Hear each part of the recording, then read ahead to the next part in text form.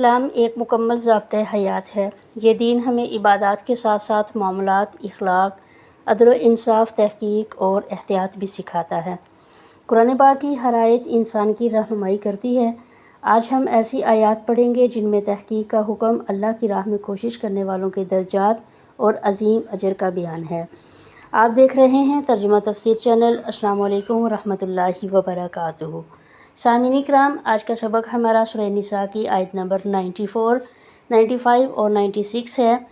پچھلی آیات میں اللہ تبارک و تعالیٰ نے انسانی جان کی حرمت، غلطی سے قتل کے احکام اور جان بوجھ کر قتل کی سزا بیان فرمائی تھی۔ اب اگلی آیات میں اللہ تبارک و تعالیٰ یہ تعلیم دے رہے ہیں کہ کسی کے بارے میں فیصلہ کرنے سے پہلے تحقیق کرو، اور اللہ کی راہ میں قربانی دینے والوں کے درجات بہت بلند ہیں۔ آئیے سبق کی طرف چلتے ہیں۔ اعوذ باللہ من الشیطان الرجیم، بسم اللہ الرحمن الرحیم۔ یا ایھا الذین آمنوا، اے ایمان والو، اذا ضربتم فی سبیل اللہ، جب تم نکلو اللہ کی راہ میں، فتبینوا، پس تحقیق کر لیا کرو، ولا تقولوا لمن القی، اور نہ کہو کہ لمن، اس شخص کو، القی الیکم السلام، کہ جس نے تمہاری طرف سلام ڈالا ہو، مطلب جس نے تمہیں سلام کیا ہو، اس کے لیے کیا نہ کہو، لست مؤمنا، کہ یہ مومن نہیں ہے۔ ولا تقولوا لمن القی الیکم السلام لست مؤمنا، اور اسے یہ نہ کہو کہ تو مومن نہیں ہے جو تمہیں سلام کرے۔ تبتغون عرض الحیات الدنیا، تم چاہتے ہو دنیا کی زندگی، فعند اللہ، پس اللہ کے ہاں، اللہ کے پاس، مغانم کثیرہ، تمہارے لیے بہت زیادہ مال غنیمت ہے۔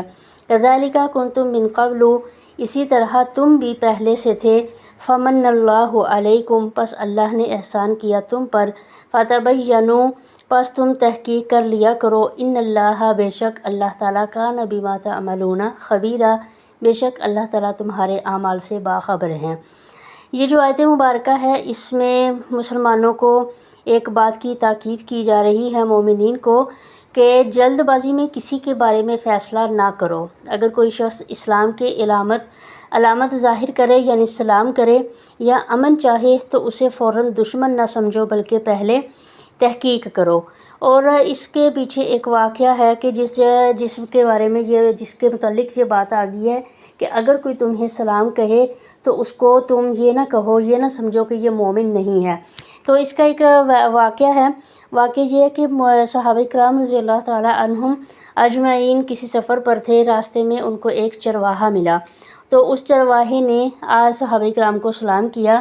صحابہ کرام نے یہ سمجھا کہ یہ مومن نہیں ہے، انہوں نے اس کو قتل کر دیا، اور وہ جو بکریاں تھیں اس کے پاس جو وہ چرا رہا تھا، وہ لے کر اپنے ساتھ چلے گئے۔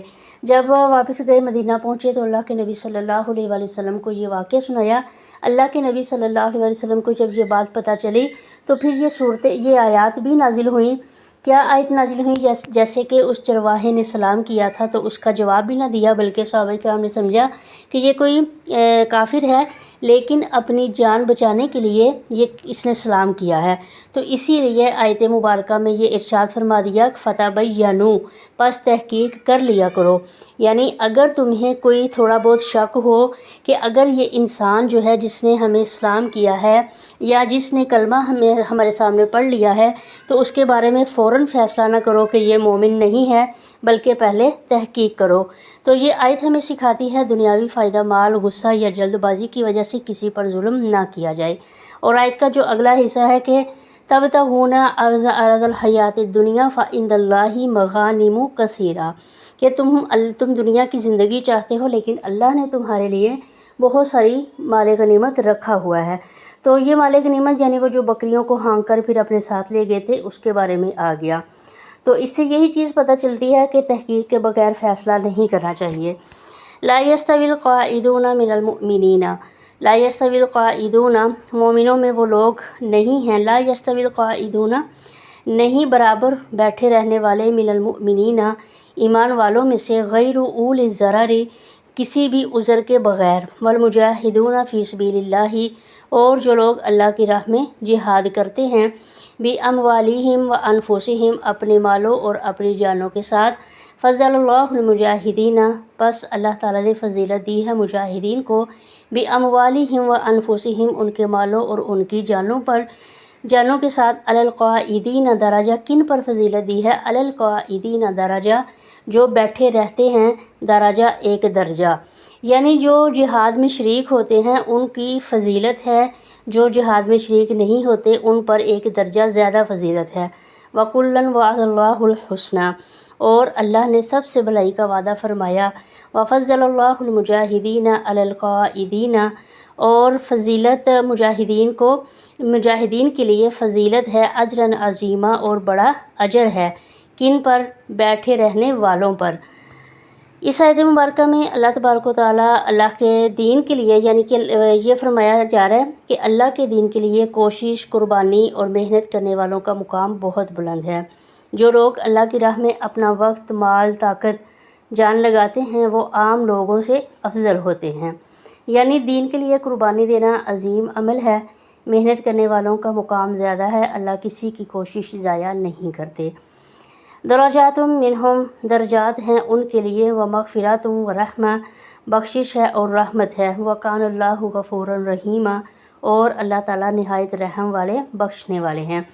ये पिछली आयत की तकमील है कि अल्लाह तबारक व तआला फरमाते हैं जो उसकी राह में इखलास से कोशिश करते हैं उनके लिए दुनिया और आखिरत पे बुलंदी ही बुलंदी है। अल्लाह उनके गुनाह माफ़ फरमाते हैं और अपनी रहमत से नवाजते हैं। अल्लाह के लिए किया गया अमल कभी ज़ाया नहीं होता। इखलास वालों के लिए बुलंद दर्जात हैं। अल्लाह की रहमत बहुत वसी है। ये आज की जो आयत हैं इसमें हमें 3 बड़े सबक मिलते हैं। पहला तो ये कि तहकीक के बगैर फ़ैसला न करो। दूसरा ये अल्लाह के दीन के लिए मेहनत करो। और नंबर 3, अल्लाह मेहनत करने वालों को बुलंद दर्जात देते हैं। अल्लाह ताला हमें कुरान समझने, उस पर अमल की तौफ़ीक अता फ़रमाए और इसे दूसरों तक पहुँचाने की तौफ़ीक दें। आपको ये वीडियो अच्छी लगी हो तो लाइक शेयर ज़रूर करें। जो लोग चैनल पर नए हैं चैनल सब्सक्राइब लाजमी करें। मिलते हैं एक नए सबक के साथ। अस्सलामु अलैकुम व रहमतुल्लाहि व बरकातुहू।